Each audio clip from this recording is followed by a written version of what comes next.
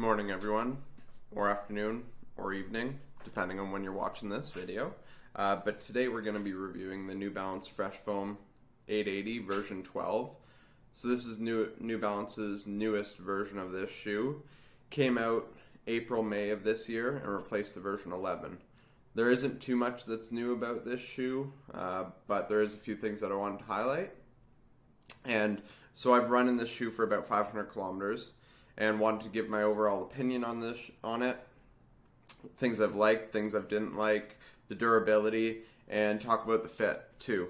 So first, let's just talk about the specs. So New Balance lists this shoe at 292 grams for a US size 9. I have this in a US size 9.5, and let's measure it here. So I got my scale. So I have it reading in at 302 grams.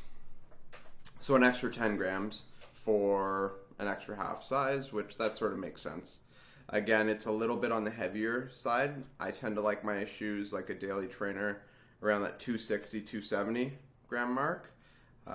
But it's not terrible. Again, it didn't feel that bad underfoot as well. I'll go talk about that in the ride section of this video. But overall, I like this shoe.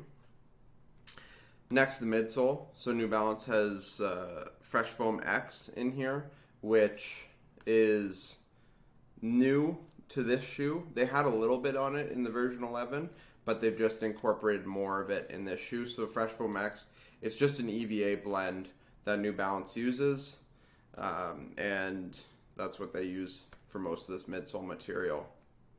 It's got a 10 mil drop on it, 35 mils at the back, 25 mils at the front.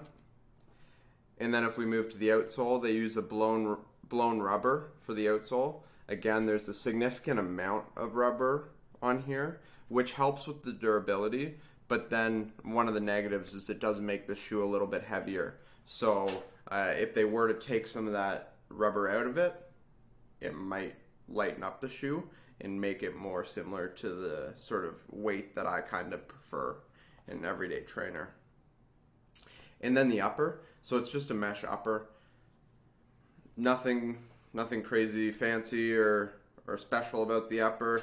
I did find it a little bit warm on some of those hotter days, like when it's getting up into the high 20s, low 30s. It does get a little bit warm, so maybe on those days choose another shoe. But overall, I found the upper was super comfortable, locked my foot in. It was nice. Next, let's move on to, so I'm going to rate this shoe on 3 different categories. So the first one's going to be fit, second one's going to be ride, third one's going to be durability, and then we'll give it an overall score at the end. So first, if we're talking about the fit. So I gave this only a 7 out of 10 for a fit. There's a few reasons why I took some points off. The first one being, it does fit about half size smaller. So I bought this shoe at 9.5. If I was to go get it again, I might seriously consider the size 10. After the first few runs, I noticed I came home and I was actually checking the tongue to make sure that they had given me the 9.5, and I didn't by accident walk out of the store with the size 9. That's just, it was irritating the front of my toes. So, and I actually like a tighter fitting shoe, like a snugger fitting shoe. So I was a little surprised by that. Next, moving on to the toe box. So it does have a nice wide toe box. This is the D width. In the men's, they do come in a D and a 2E width. And in the women's, they come in the B width, a 2A narrower width, and actually a D width. So lots of variety there. So that's actually nice. So if you do have a little bit of a narrower foot or a little bit of a wider foot, you're going to find a shoe in this range that's going to be able to fit your foot nice. Next, the heel. The heel is actually nice and secure, and really locks down your heel too. So I didn't notice any slipping, sliding, didn't get any blisters, which was really nice. And then they do have this little bit of a heel flare here, because so that there's no Achilles irritation. And I didn't notice any Achilles irritation with this shoe, which really impressed with, which was nice. Next, the tongue. It's got a nice and long tongue on it, which is something I really like. I like to pull the tongue before I'm lacing the shoe and get it nice and high.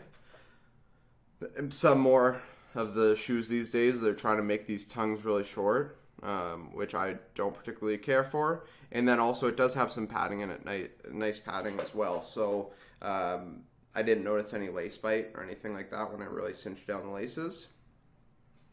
Another reason I did take off some points from this shoe is the shoelaces did come undone a few times on runs. I noticed like halfway through the run sometimes I would be running with one shoe untied, and that was after double knotting the shoe too.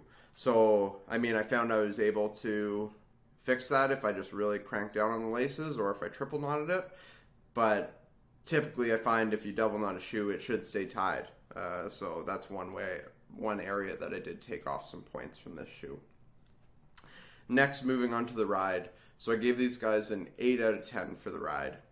Overall, super well cushioned shoe. Obviously not to the same extent as if you were looking at like the 1080 from New Balance, but something that you could definitely use for your all-day easy miles, use for a long run. I even used it for some tempo work, so like bringing it up to like 330 per K for 5-10K. No issues with this shoe at all. Was super comfortable. Felt like there was a smooth transition too from stance to sort of propulsion stage of the gait cycle. No issues there. If you are a little bit of a heel striker, I'm more of a midfoot striker, but if you are a heel striker, there is a little bit of an offset heel bevel there. So when you are landing during that initial contact, you're going to be able to sort of roll right in through there, and it's actually going to feel pretty good and pretty stable through there. Let's see, what do I want to talk about next? So next, if you talk about sort of the outsole material, I found that if the sidewalk was wet or if the road was wet, there wasn't any slipping. Sometimes I know in the shoes in the past, I've noticed that sometimes it can be a little bit difficult to get traction if the roads are wet, but not with this shoe at all.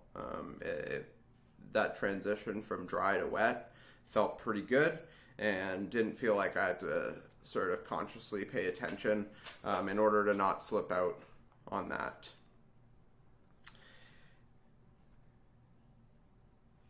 This is a true neutral shoe, so they don't have, any center channel here.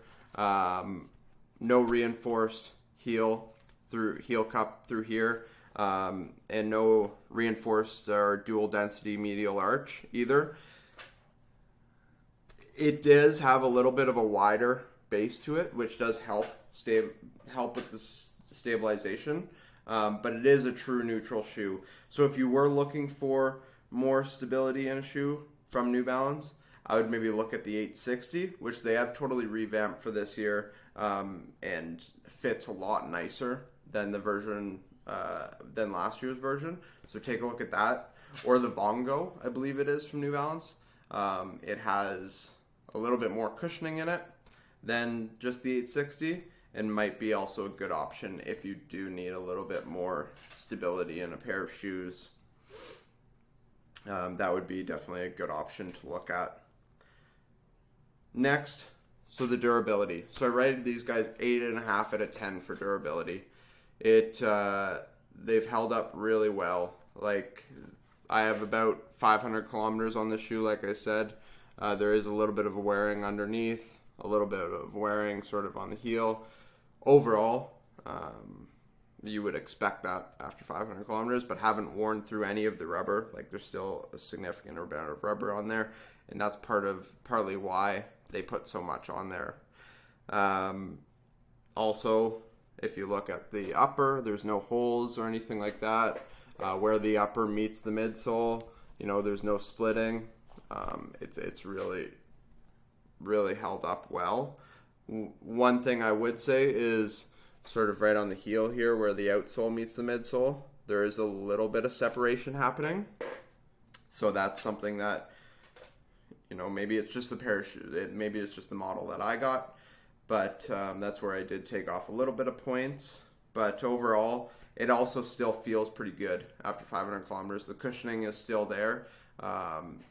Some shoes you will notice that it does get a little bit more firm as it gets worn out, but I haven't noticed that with this shoe at all. Overall, I would score this shoe 8 out of 10. Has been a really, really good everyday training shoe. Feels like it's super, super comfortable and no issues with it there. If I was to recommend this shoe for someone, so first I would maybe recommend it for someone who's looking for a shoe for easy days, or also one shoe that they need for every type of workout. This would be a good model to go out and get. Another reason why I might select this shoe is if you're just getting into running.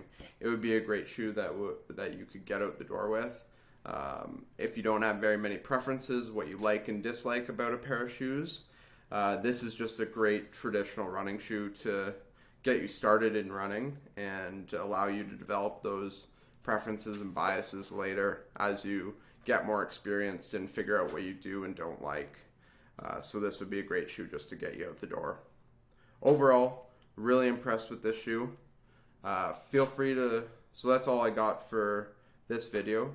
Feel free to leave a comment of what you liked, what you didn't like, if there's any shoes that you would like me to review in the future, and your impression of the New Balance 880 if you've worn it. Feel free to let me know what you think. Thanks for watching, and we'll talk to you guys later.